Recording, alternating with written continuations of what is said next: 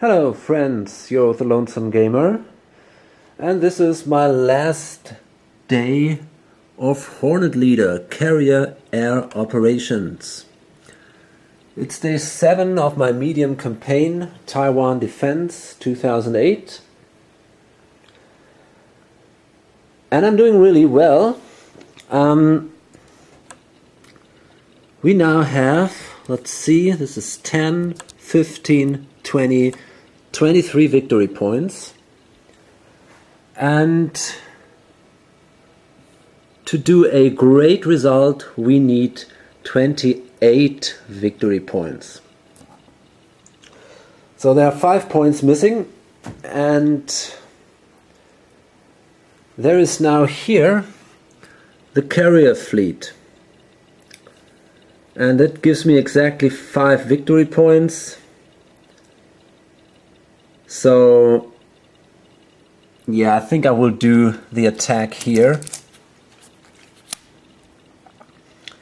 This is gonna be my last target, but this is a tough one, that's for sure.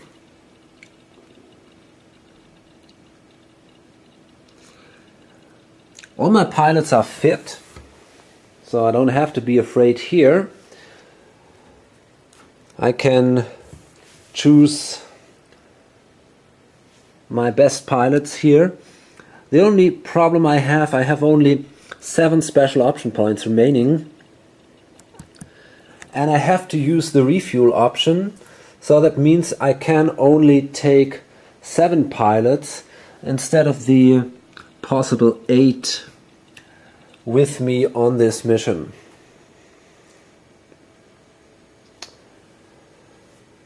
But okay, gotta accept that. So first I will determine and place the sites. And we have now 3 sites in each approach area, which is quite a lot. And we can be happy about every site that doesn't come with a range. So until now it's looking good.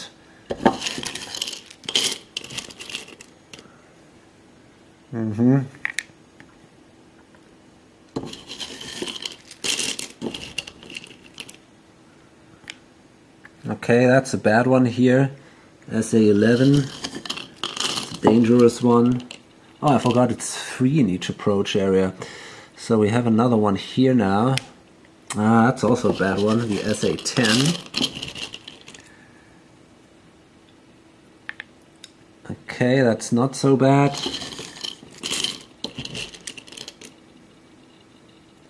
Some infantry here, no problem. Okay. Well, that's also okay, I guess. Okay, here we have another bad one, the SA-10.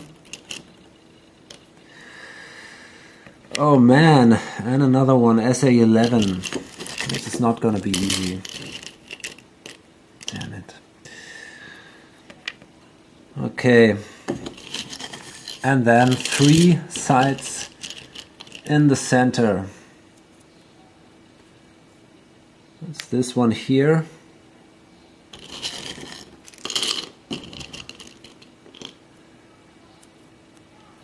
And we got that one here.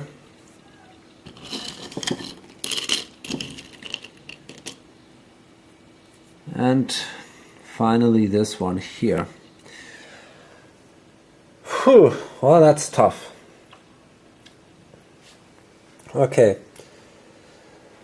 So now I got a lot of planning to do, and yeah. See you then. Okay. So I armed my aircraft, and okay, these 2 guys, Gizmo and Wedge, they'll take care of the bandits. Once again, they both carry each 3 independent weapons to destroy. These are both fast pilots, so they try to destroy the first real bad ones, the ones with a range of 3. So it's their job to destroy these bandits, and then they have some bandits that they have some rockets with a range of 2, and in the end even some rockets with a range of 1, simply because it says 1 bandit. So because it's a carrier, there will be starting bandits during this mission. So at the start of each turn over target, we'll have to draw one of these starting bandits. We have to draw a bandit counter and see what happens. So this can become interesting. And then there are lots of sites, and the first goal must be to destroy these sites with a range of 3. These 2 here, that one up here, and the 4th one is here. And we better do this before they get the chance to fire. So we will use our fast pilots and our situational awareness. Griffin, Lightning, Talon, and Bear, they are gonna do this.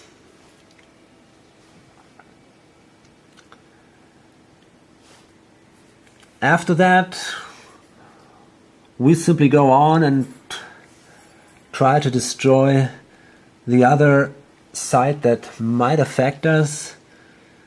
We have here a site with a range of 1. Here another one with a range of 1. And and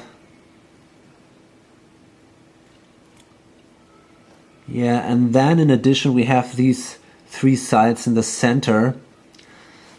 So we will actually have to destroy 5 more sites, or maybe suppress their attack.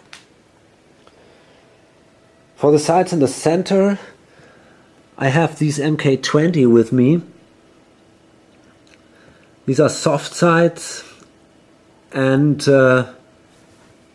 these MK20 will either allow me to suppress the attacks or destroy the soft sides here. And also Bear has an MK20. And finally, we have our bombs, especially Talon with a +2 air-to-ground modifier, Bear and Mustang, both also with a +2 air-to-ground modifier. They will throw the big bombs, the MK84 here, and they will try to hit the target. We have another one here with Griffin. We need to inflict 16 damage. It's not going to be easy, but I'm confident that it's possible. Okay, Brick is actually our flight... Well, I'm not sure. We can now choose who is our flight leader. It could be Brick, it could be also Talon. Brick has the ability to give away situational awareness anyway. So I think I'll give it to Talon. It's probably not necessary, but it won't do any harm. It's an additional option that we have. Okay. Okay, so now let's draw the target bound event card. Aerial refueling. You may spend 1 extra turn over target. Well, let's hope this won't be necessary, but it's not bad. And then we have to place our aircraft, and I think I'll place them here. It doesn't really matter actually, but maybe it's an advantage if we're far away from this one. But in the end I think it's not so important. Okay, oops, here they come. My whole squadron, nearly. And then it's going to be interesting again. We have to determine and place the bandits. So now let's hope that not all the bandits that were not there in the last two missions now ended up on this carrier and are trying to attack us. So we have to place 2 bandits in each approach area. Well, that's just what I like.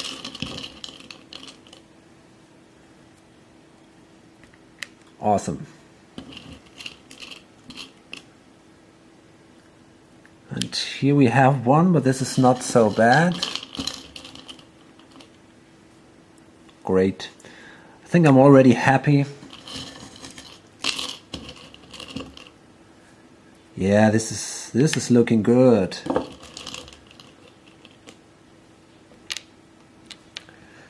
Okay, that one isn't good. That's a MiG-29. We better shoot this right at the beginning. No bandit here. And again, we were damn lucky. Very good. And now 4 bandits in the center. And then 2 more. So again, no bandit. And here we have one. But this one is also no real threat. And no bandit. I love carriers without planes on them. Yeah, that's exactly what I need. Fantastic. And here is another one, but also no real threat. And then a final one is actually this one. So again, we can say we were really lucky. So now we can remove all these.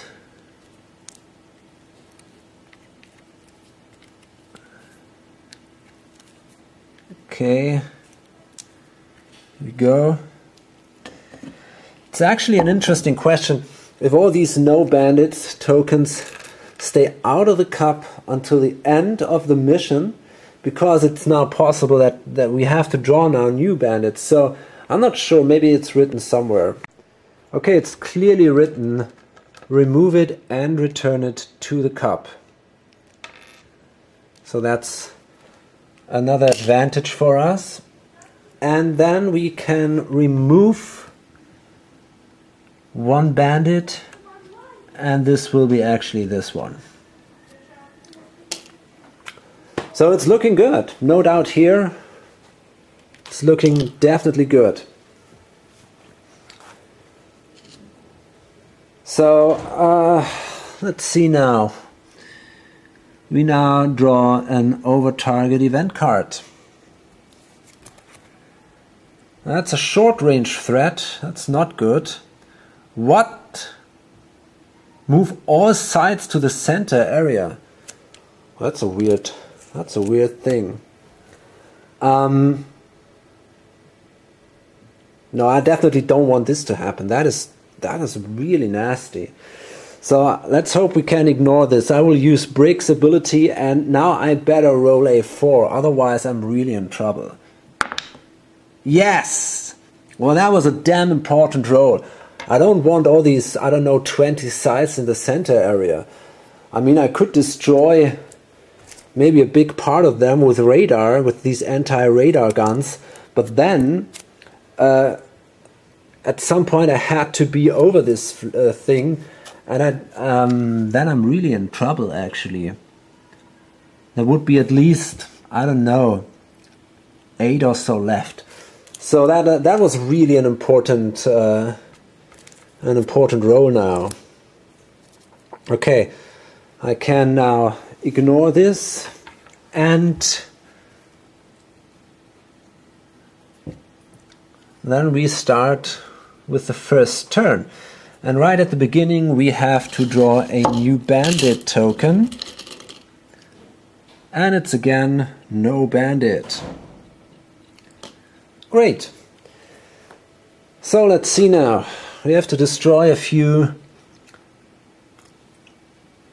So I will use my independent weapons Each one will actually use 2 independent weapons. First, Gizmo starts. He fires the first one at, well, yeah, I think he fires the first one at the MiG-23. We got a +1 modifier here. We got another +1 modifier here for air to ground, and we got a +1 modifier for brick. And then he fires the second one at this MiG-23 right here at the back. So we got a +3 modifier, so all we need is a 2 to hit. Ah, great. So we didn't hit the first one. And what about the second one? Yeah, okay. That one was destroyed. Very good. And then it's Wedge. And he will actually now fire all 3 of his rockets.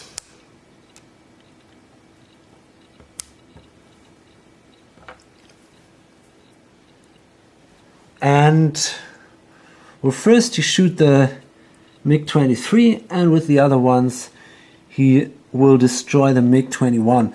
And they are actually automatically destroyed because of that +2 bonus here. So we have to roll a 2 to destroy that MiG-23. Well, we just made it. Okay, so that's gone. Very good. All the bandits are gone. And now it's important to destroy all these long-range sites.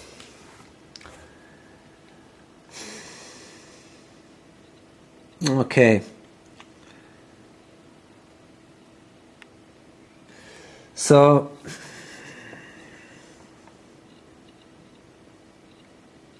yeah, I guess what I will do is first, well, Griffin is fast anyway, so he's got a +1 modifier, and I think he will take 1 stress. I really want to play this safe, so he takes 1 stress to destroy, well, let's say this thing here. So we now need to roll a, well, actually I'm really thinking about, no, that should be fine. So yeah, I have to roll a 2 here, come on. Oh, damn it. That wasn't good. But okay, it's important to remember that he has this bonus, that he can use that maybe to suppress later on. Ah, that was bad. Okay, so now it's actually lightning, and well, he will use 2 rockets.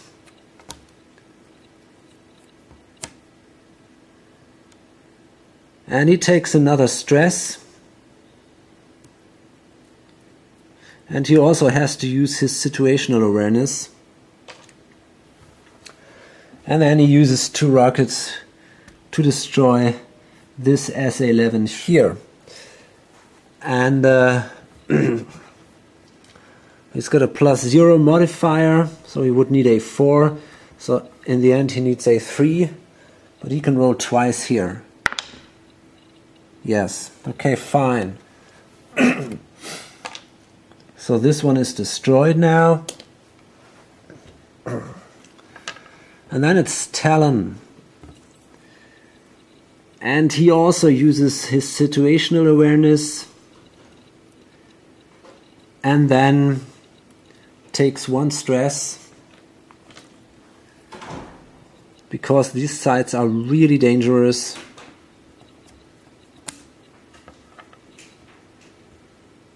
And then it should be a safe hit. Yeah, and Talon will actually destroy this one here. This SA-11 back here.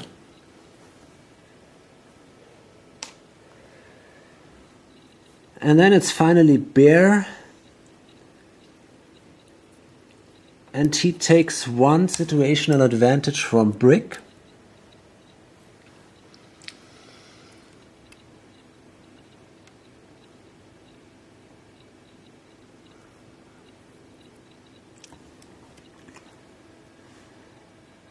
And he takes also one stress.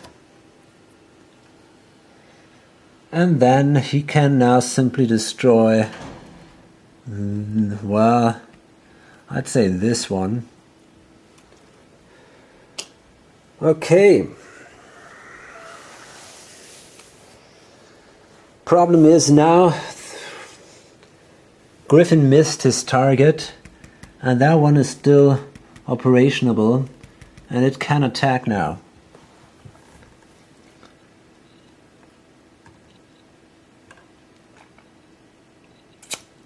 That's not so good. But okay.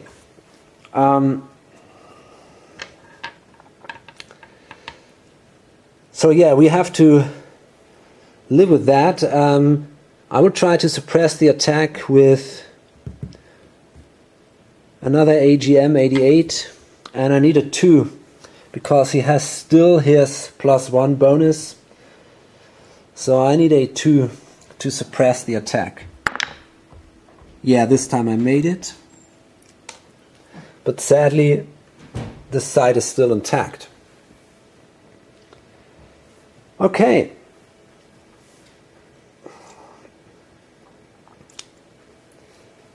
And then my slow pilots can shoot, and also the ones, the ones that use the situational awareness. So let's see, I say that now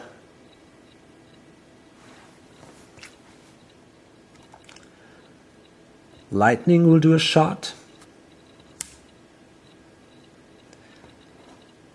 And he will now try to destroy this site.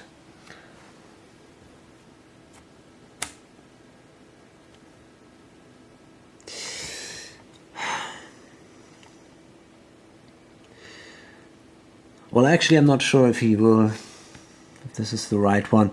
Maybe, no, I think he will try to destroy this one. That's a tough decision. Okay, well, actually, lightning will try to destroy this site here, the SA-88. So, he needs a 3 to hit. And yes, that's a hit. Very good. So that side is destroyed then. And then it's Talon. And he also took 1 stress at the beginning of the turn. So he still got 1 +1 modifier. So he can now simply destroy here the SA-10. This is now gone.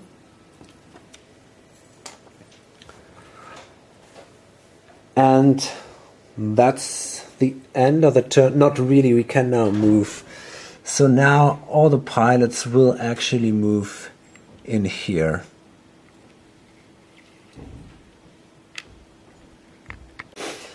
Okay, I think it's looking good until now.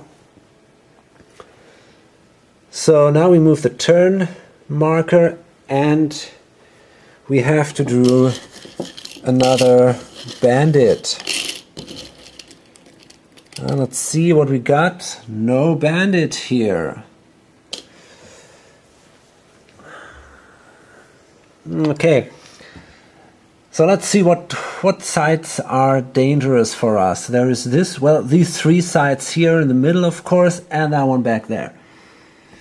So I think I will attack the SA-15 here and the SA-88 in this round.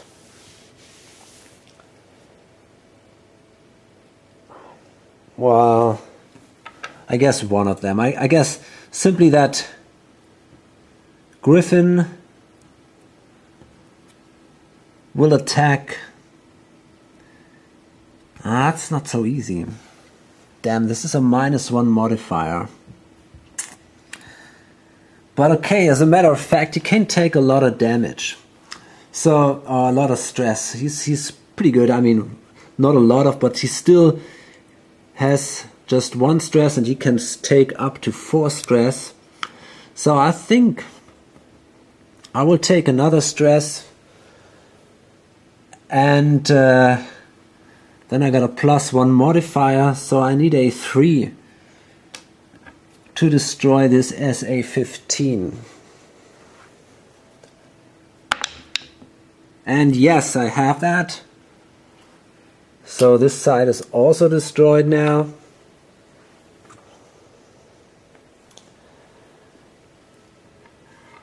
And I guess that's then basically it for this turn.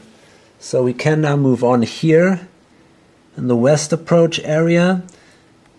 And there are no attacks because this thing only attacks if you are at low altitude, the SA-13. So no problems here.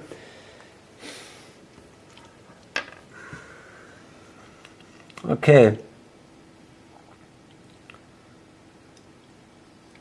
Now we move the turn marker, and again, well, wait a second.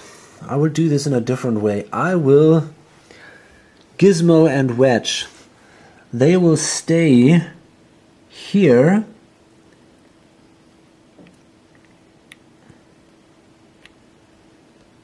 at high altitude, because if they are starting bandits from here, then they can use their aim 7 first to destroy these bandits, because they have a range of 2.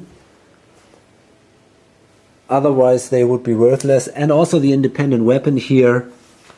So basically there is no real threat from these bandits.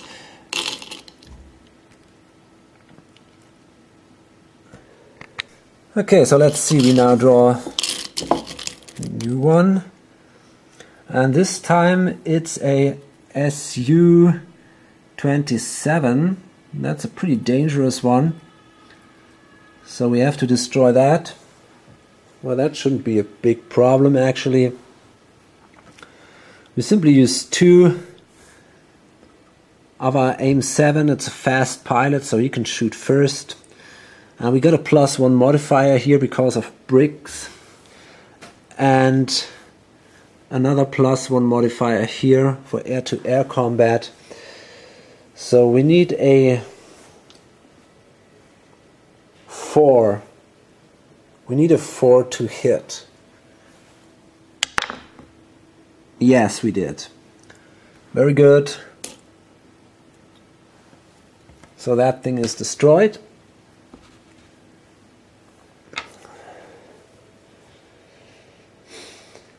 And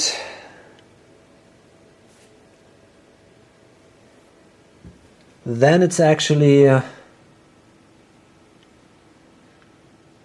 Griffin, who's also fast pilot. He can now attack the SA-88 with an AGM-88. And there is absolutely no reason basically to risk something. I can simply take another stress. So I need a 2 to hit because I got a +1 modifier here. So 2 would be good. Yes. Okay. So this thing is now also destroyed. So all sides that are left are now these. And I'm pretty sure I can destroy them with my MK20 in the next turn.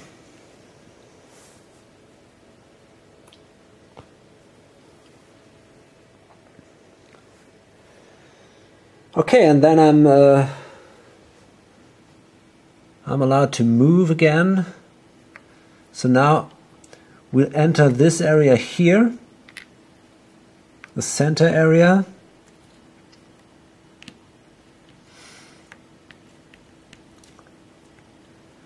And then the turn marker moves on, and we have to draw Another bandit token. And again, no bandit. So,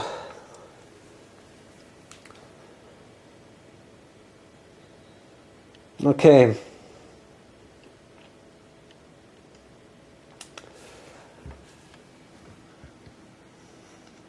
Fine, I guess I'll play it again pretty safe.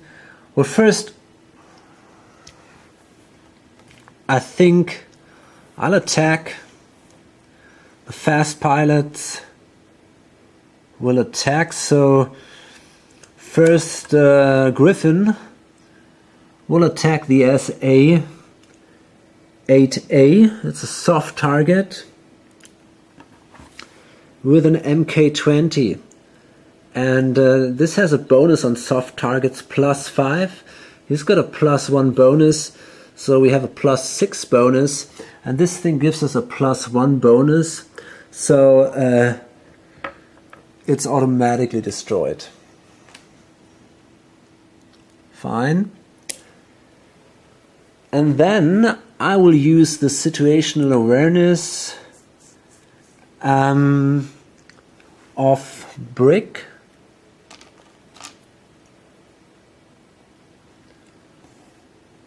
For Bear, and he can then attack this M1939. Again, a soft target +5, +2, so that's also an automatic hit then. Okay. So the only possible threat now is that some starting pilots from the carrier, but this is not a very realistic threat.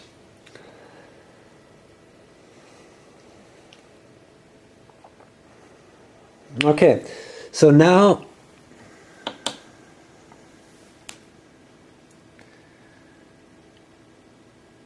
I would say that Mustang, he's the first one attacking the carrier.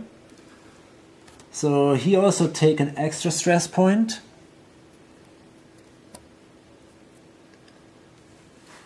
And he will throw these 3 bombs. First the 2 MK84. He's got a +2 air to ground modifier and a +1. So if we roll a 5, we would inflict 3 damage, which would be awesome. That's a 10, very good, first 3 damage. That's just a great start.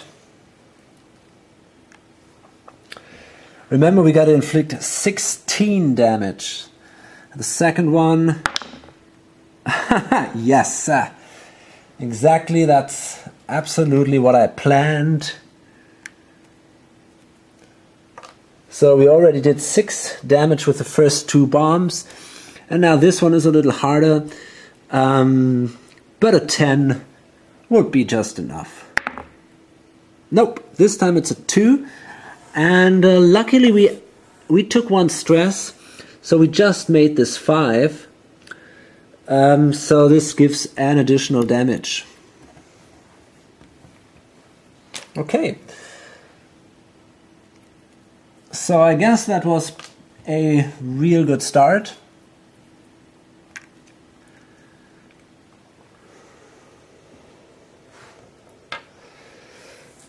So that was now my first slow pilot. And then it's Bear. And he also has a +2 air to ground modifier.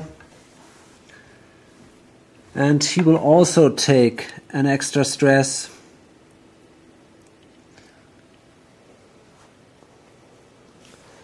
So now it's basically the same. If we roll a 5, we do 3 damage. Well, that's a 4. Well, that's still okay. 2 more damage. Oh, that's 9. And the second one Ugh, that's bad. That's just 1 damage. Damn it. That wasn't a good roll. So now we somehow have to inflict 6 more.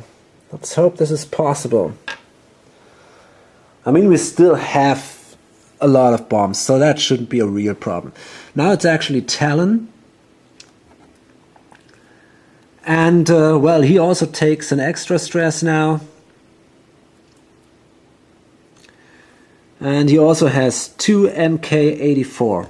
So, a +2 modifier, +1 for the stress point. So, same thing, a 5 for 3 hit points.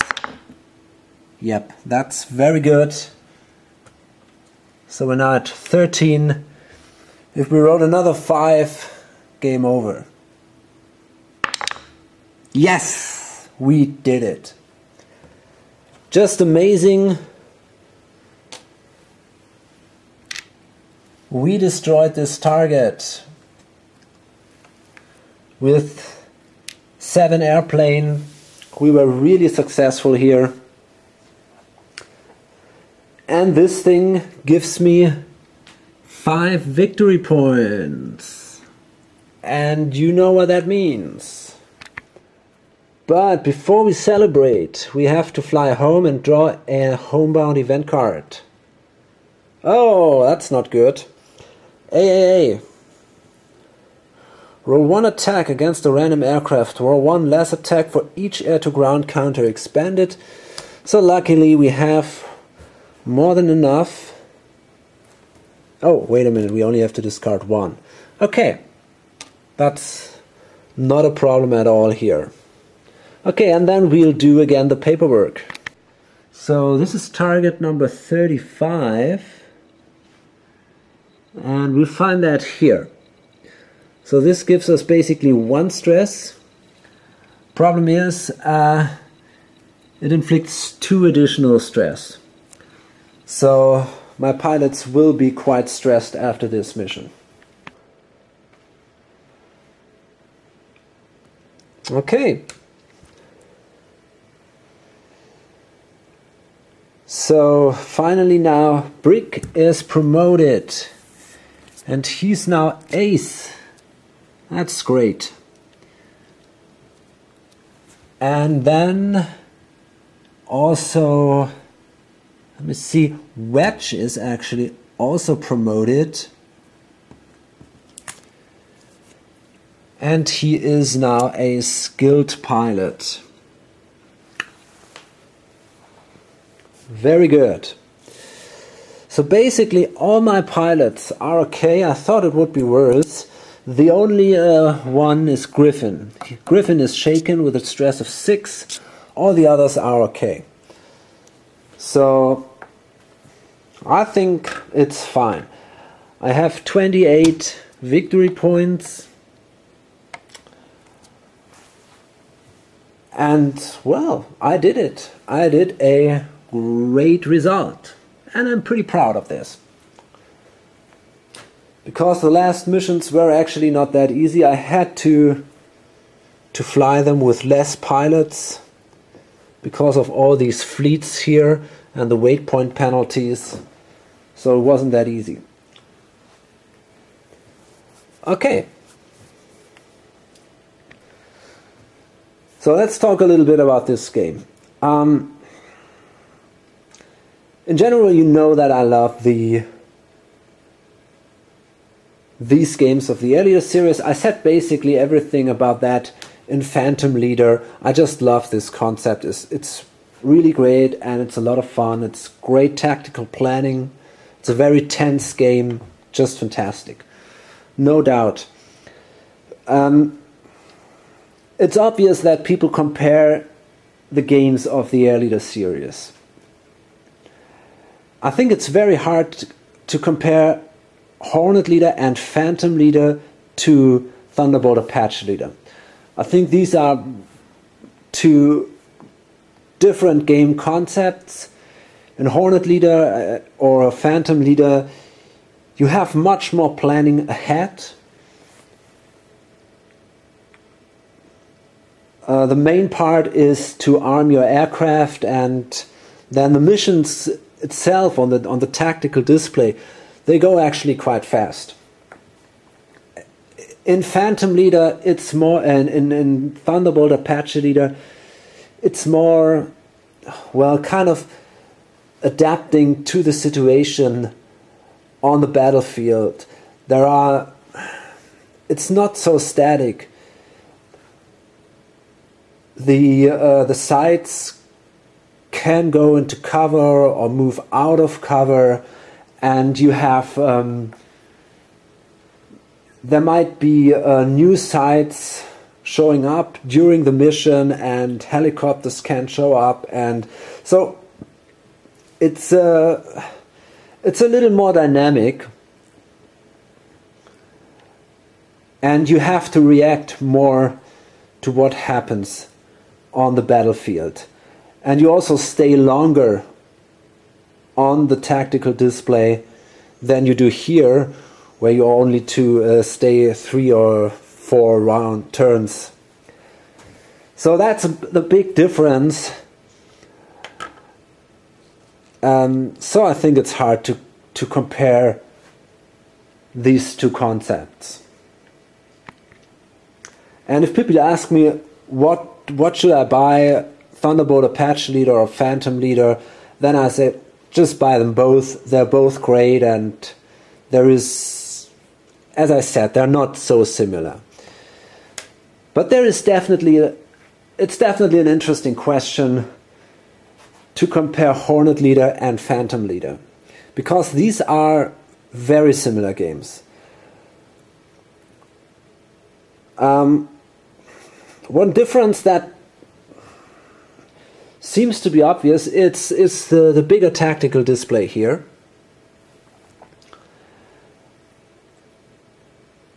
But in the end, I think it doesn't change the gameplay as much as you might think, because your weapons have a higher range.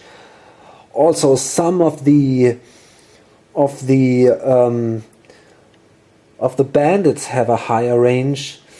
So I think in the end it's not, I don't know, maybe you have a little more time to destroy a few of these sites in that bigger display. But in the end, it doesn't affect the gameplay a lot. Then here you have a mounted board. For some people that might be important. I think in this case it's not a big deal. But in Phantom Leader you don't have a mounted board. There might be one in the new deluxe edition. I don't know about that. Same with you have more cards and more pilots and so on in Hornet Leader, but that will probably also change with the deluxe edition of Phantom Leader that will appear pretty soon.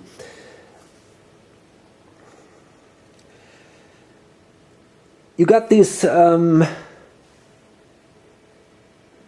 little new ideas of the night missions and of the secondary targets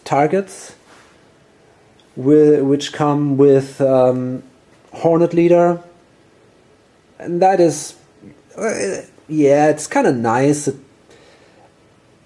Here and there it might be an additional decision, maybe an important decision, but I think in the end it's also just a little detail.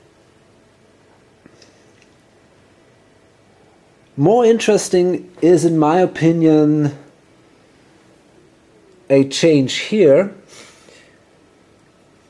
It's this infrastructure thing. You have a politics marker here in Phantom Leader. And this politics marker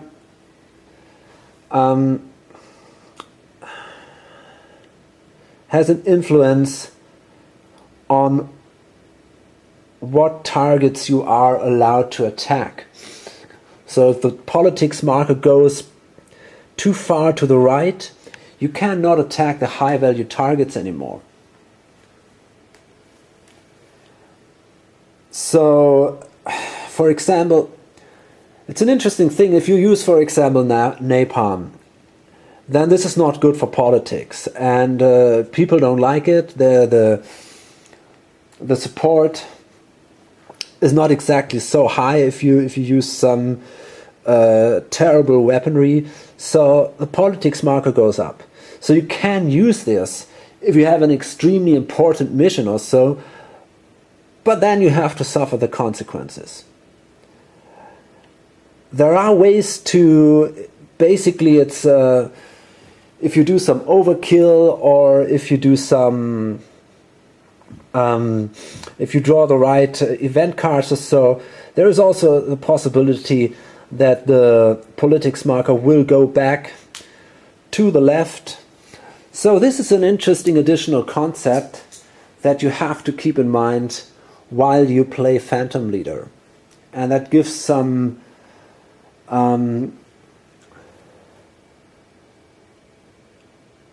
well, it kind of gives a well, let's say a bow over all these missions. You have to keep that in mind when you plan ahead. You cannot only attack all the high value targets all at the beginning, because then you're real in trouble.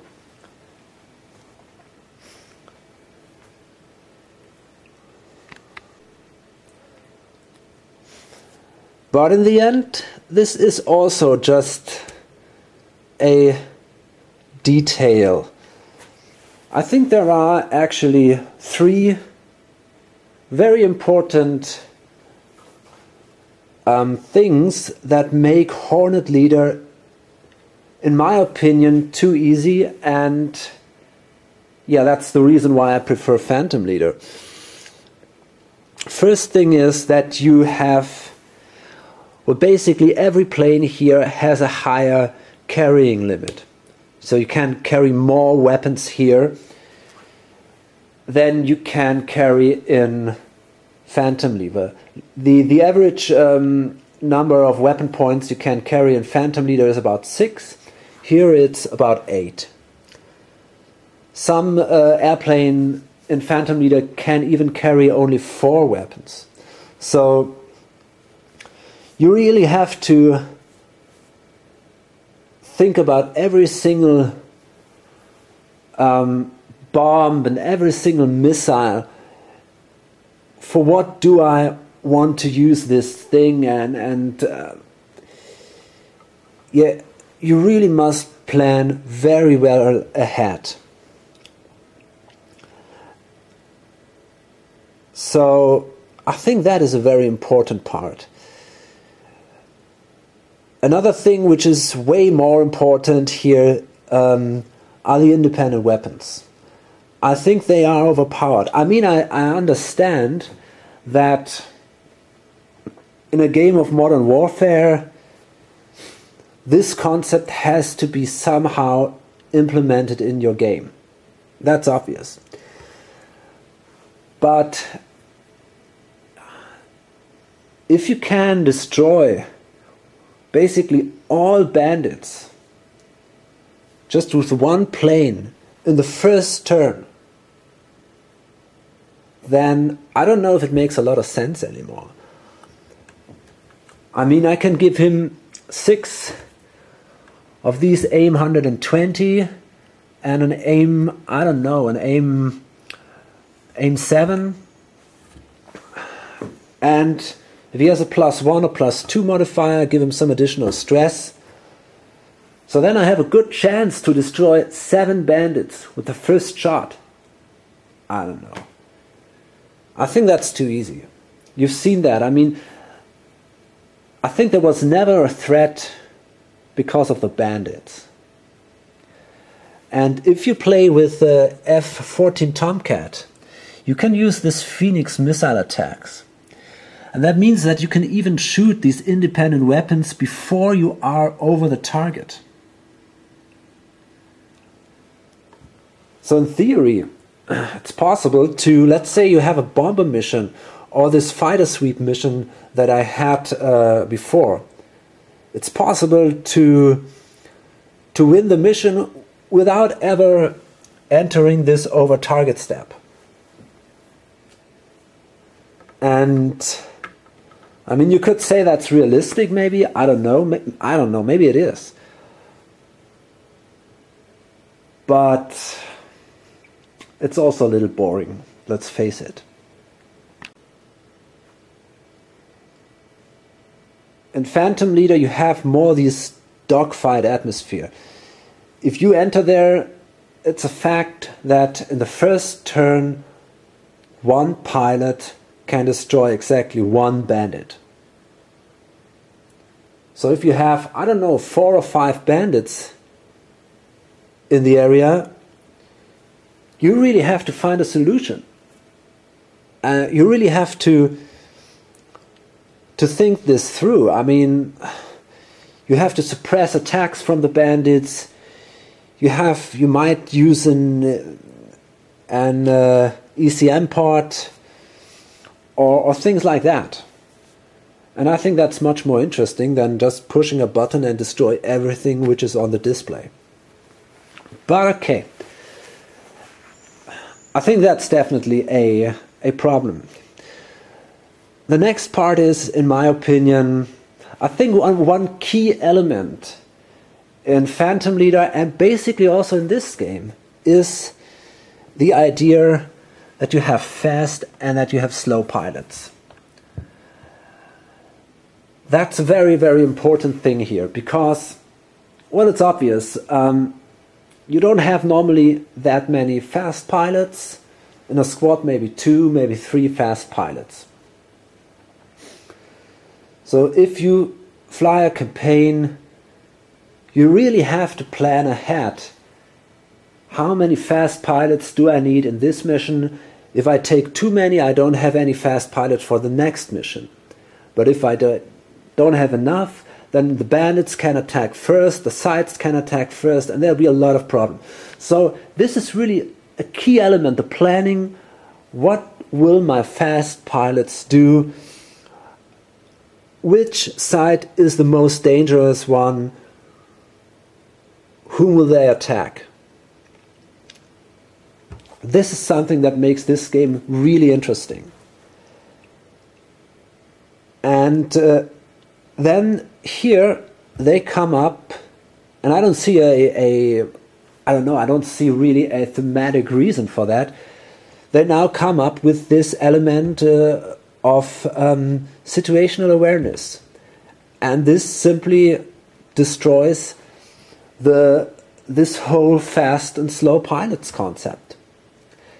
Especially if you have Brick. I mean, okay, I have to admit, if you have Brick as a veteran pilot, you have 4 of these situational awareness points. That's a special situation. But on the other hand, if you watch these series, normally I only used 1 or 2 situational awareness points of Brick, and then the other pilots also have situational awareness. So I didn't use all his situational awareness points. And then this distinction between the fast and the slow pilots